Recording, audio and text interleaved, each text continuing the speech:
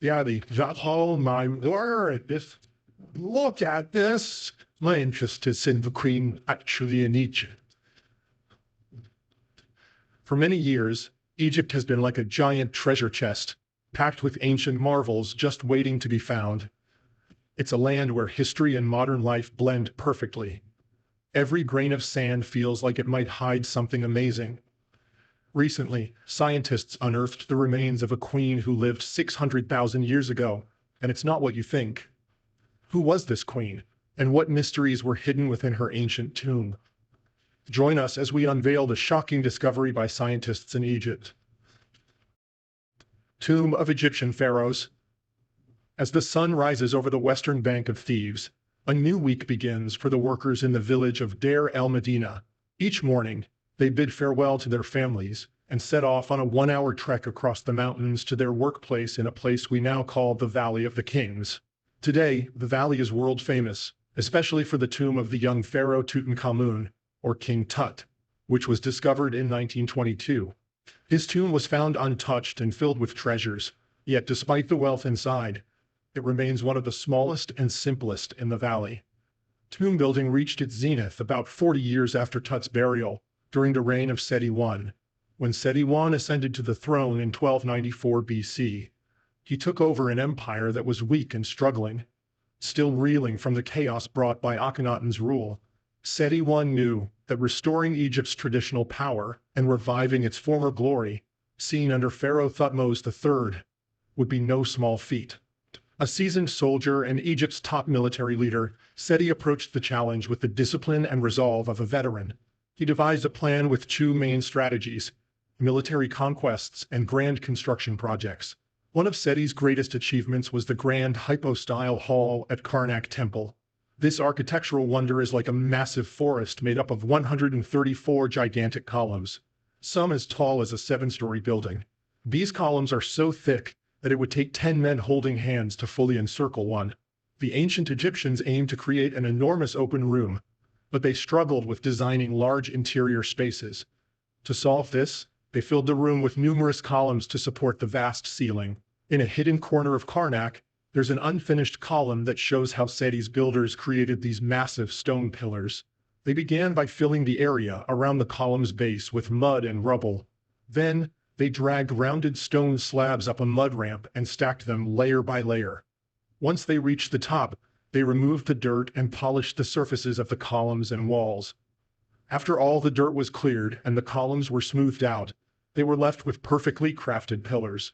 The columns in the hypostyle hall cemented Seti's reputation as a master engineer.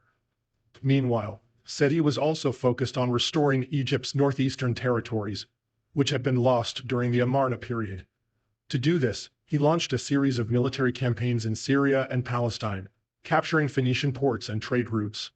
The reliefs at Karnak depict Seti capturing and killing prisoners during these campaigns.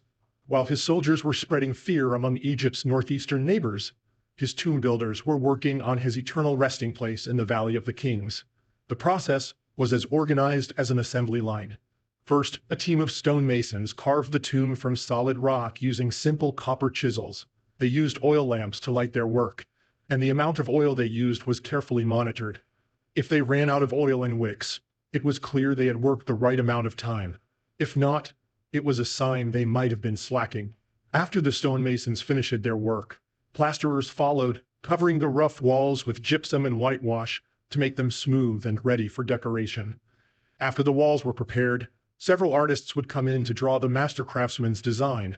They would use black ink to sketch out the plan, and then the master craftsman would come by to make corrections in red ink. In some places, you can still see these corrections, showing where mistakes were made. The sketches portrayed the pharaoh as the sun god Ra and illustrated his journey through the underworld during the night. Inside the burial chamber at the back of the tomb, this journey was shown ending with the pharaoh rising into the heavens at dawn to begin his journey across the sky. Once the scenes were sketched, sculptors took over. They carefully chiseled around each drawing to create a three-dimensional raised relief. Different workers specialized in different tasks, for example. Some focused on carving hands, while others worked on faces. This way, various artisans would work on different parts of the tomb wall at different times. Once the wall was completely shaped and carved, it was painted. As the workers went deeper into the mountain, it became clear that Seti's tomb would be unlike any other. It started with a long corridor that went down two staircases and then reached a deep, vertical shaft. This shaft was designed to trap both floodwaters and potential thieves. Tomb robbing was a serious threat, and we know from documents found in Deir el-Medina, the village where the tomb builders lived, that thieves were sometimes caught and brought to trial. If robbers managed to get past the shaft, they would face a clever trick, a false burial chamber. This chamber was large enough to be a pharaoh's tomb, but was left empty and incomplete, making it seem like no important burial was there. However, hidden beneath the floor to the left of the false chamber was a secret staircase. This staircase led to another long corridor that opened up into the real burial chamber where Seti I was buried. Seti's tomb was the most amazing one ever discovered, unmatched by any other tomb. Though there are many beautiful tombs in the Valley of the Kings, Seti's tomb is the most richly decorated of all. Seti I, who had restored Egypt to its former glory through his achievements in building and battle, died unexpectedly in 1279 BC. An examination of his mummy suggests he was probably under 40 years old. After his death, his son Ramses II took over. Ramses II fathered over 100 children, survived one of Egypt's most legendary battles, and covered the empire with massive monuments to himself. His 67-year reign marked the height of ancient Egypt's power, but also set the stage for its eventual decline. Moving further, let's explore the mysteries of the eternal resting place of ancient Egyptian rulers. Valley of the Kings. On January 25, 2011, the streets of Cairo were filled with protesters demanding the end of President Hosni Mubarak's 30-year rule. While the world focused on the turmoil above, something extraordinary was happening deep below in the ancient tunnels of the Valley of the Kings. A team of archaeologists from the University of Basel, Switzerland, led by Suzanne Biel, was on the brink of a groundbreaking discovery. They had uncovered the top of a large round stone at the eastern edge of the valley. Initially, they assumed it was merely the lid of an old, unused shaft. But as they dug deeper, they realized it was part of something far more significant, an entrance to a previously unknown tomb, which they later named KV-64. This discovery was monumental, because the Valley of the Kings, known as the final resting place of pharaohs and nobles, hadn't yielded such a major find in many years. However, before they could proceed with their exploration, they had to navigate Egypt's stringent archaeological regulations. They carefully secured the stone with a locked iron door, informed the Egyptian authorities, and applied for the necessary permits to continue their work. A year later, armed with the required approvals, Biel returned to the site with a dedicated team of about 20 experts and laborers. Among them were Elena Pog-Gurth, a respected field director from the University of Basel, and Ali Rita, an Egyptian inspector. Local workers whose families had lived in the area for generations also joined the team.